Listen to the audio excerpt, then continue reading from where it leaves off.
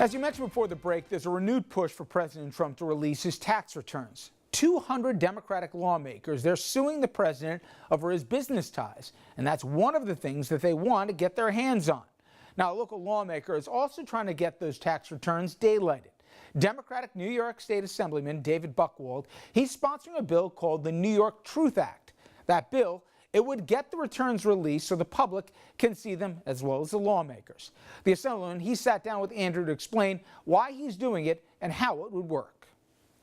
Assemblyman David Buchwald, your bill is called the New York Truth Act. It would compel the release of state tax returns of every statewide elected official. Is that correct? That's right. The governor, lieutenant governor, attorney general, state comptroller, our 2 U.S. senators, and the president and vice president if he files New York returns.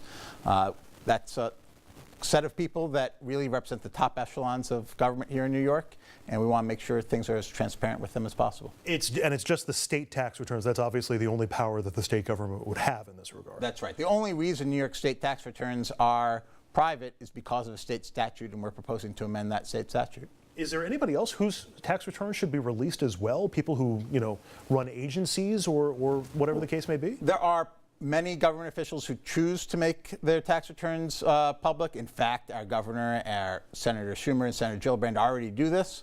But for the vast majority of public officials in New York, the disclosure process involves a financial disclosure form that's based off of our tax returns, and that is sufficient in most cases, but obviously on folks who oversee hundreds, if not thousands of people in their departments, and particularly for the President of the United States, it's important to know what they're doing in terms of actually paying taxes, contributing to society, following the tax rules, what impacts their tax reform proposals are going to have on themselves, and certainly whether they have any conflicts of interest. So it sounds like you're proposing this as a good government measure. I think it would be good for no matter who is governor, no matter who is president. It's definitely a proposal that is crafted to not just exist right now, but to go forward for years to come.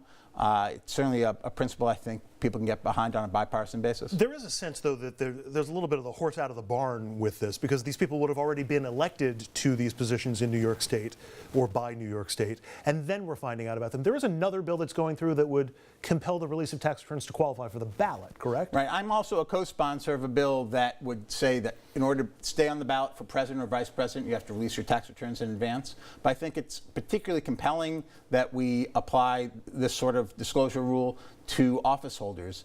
The rule that applies to presidential candidates won't have any effect until the 2020 elections. If we pass the New York Truth Act, it would have effect 30 days after it became law. Okay, but it's June of 2017. This is really a bill about Donald Trump, isn't it? I mean, it's certainly a large part of what motivates this. Obviously, up to now, we had 40 years of presidents voluntarily releasing their returns. It certainly crystallized for many New Yorkers the value in having full disclosure of tax returns. But ultimately, it's something we really should get done as soon as possible. Are you worried that other politicians or other people running for office may say, well, this worked pretty well for Donald Trump, so you know what, I'm not going to release my tax returns? Well, I certainly think that to the extent that historical precedent has been broken, which it certainly has been, there are going to be those folks who believe that they aren't accountable to the public, but fundamentally, what makes government work best is when people see that we're working in the public's interest, not private interest. And disclosure of tax returns would facilitate that. Do you think we'd really learn that much about the financial interests of the people that would be impacted by this from their state tax returns? I mean, let's take Donald Trump as an example. He's got income sources all over the world. Now, granted, his businesses are based in New York. Because he is a New York State resident, he's required to have on his state returns his worldwide income. This is not a type of bill that could be passed with similar effect in New Jersey or Connecticut or California. Those states could only have information on, for example, a person's New Jersey, Connecticut, or California income.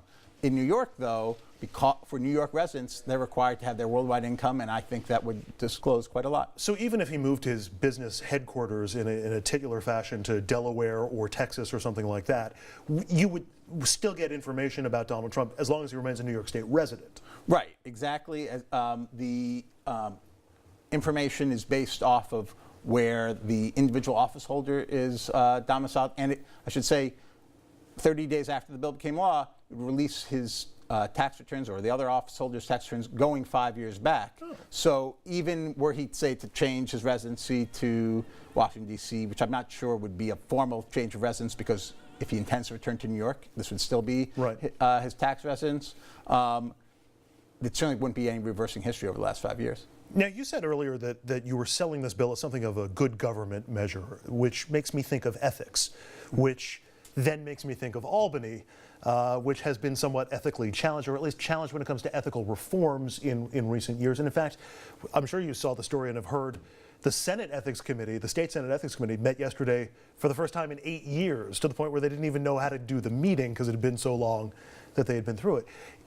If your focus is on ethics and good government in this bill related to the president's tax returns, why do you think there's not more that's been done for ethics reform in Albany? Well, I do think we need to do more in state government. That's, in fact, why I was the strong proponent for my entire time in the State Assembly of a constitutional amendment to allow the removal of state taxpayer-funded pensions from state public officials. And that's now on the ballot this fall. That's going to be on the ballot this November, after many years of resistance.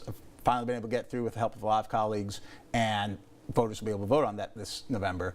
But even with that passing, which I think it will, there's more to be done. There's no doubt that there's a lot to be improved, but it's notable this New York Truth Act is not just pointing at federal officials, it's state officials as well, and I really do believe it's a crucial part of the puzzle. Just to put a bow on ethics in Albany, one of the big complaints that I hear from voters from all over the place is that there's a sense that they don't think the governor or the leaders of the Assembly or the State Senate really want ethics reform. They want a certain amount of protective distance from themselves in ethics charges, and you know, those concerned citizens look at how many lawmakers have been arrested or kicked out for ethics violations. Well, I do believe it's incumbent upon New Yorkers as a whole to really believe that ethics has to be a top priority. They need to convey that to their elected officials.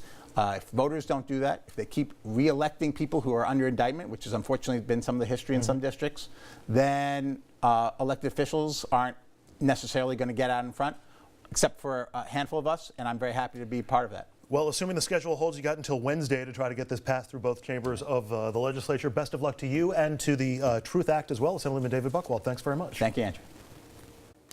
Up next, it's like Saving Private Ryan, but instead of a movie, it's a true story. And the brothers in this story are all from New Jersey. The book Jersey Brothers tells that amazing story, and the author joins me next.